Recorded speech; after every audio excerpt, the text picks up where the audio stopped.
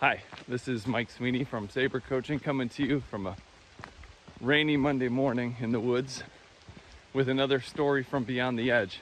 This one's about self-compassion. After the first three, Beyond the Edge of overwhelm, feeling lost, and imposter syndrome, something's got to change here. So I noticed over the last few weeks, people telling me a few things that surprised me.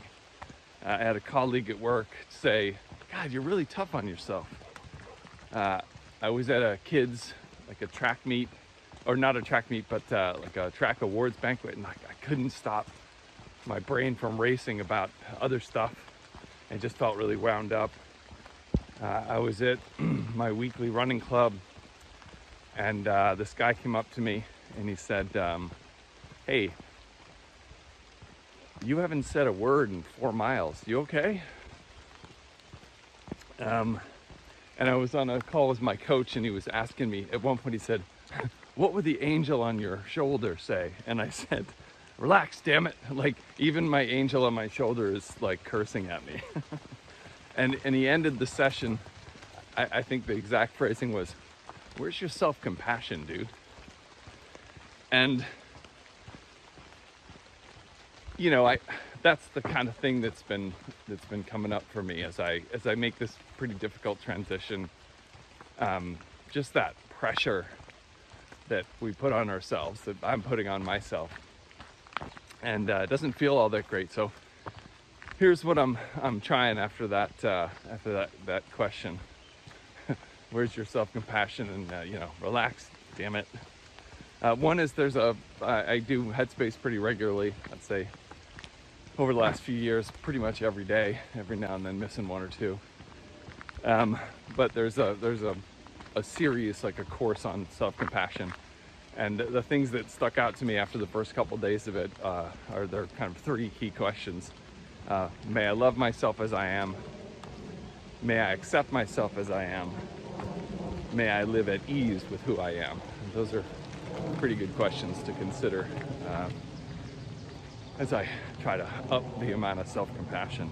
I've also found that there's some exercises, been thinking about how I would treat a friend in a certain situation, or maybe listening for a specific saboteur voice that's coming up. But then also, sometimes those kind of mental exercises don't work, especially if maybe you've had some trauma in the past, so you need to shifting kind of toward behavioral specific explorations, like thinking, how do you care for yourself physically when you need it? How do you care for your mind? Those kind of questions that are more kind of situational, behavioral. And then I think I did little research on this, but just kind of in a moment of where you're not really providing self-compassion, being able to say something like, "Hey, this is a moment of suffering," or connecting to bigger humanity instead of isolation, like, "Hey, other people feel this, everyone has their struggles, I'm not alone in this." And then thinking about I guess the opposite of self-judgment would be self-kindness. So providing care in moments. And I think that's going to be an important next step for me as I go through this. So if you're at the point where you're feeling all those pieces, overwhelm and imposter syndrome and feeling lost, other people are there too, and it's okay. And I think the self-compassion is going to lead to an ability to kind of radiate compassion out. It's almost like that old, put your oxygen mask on first.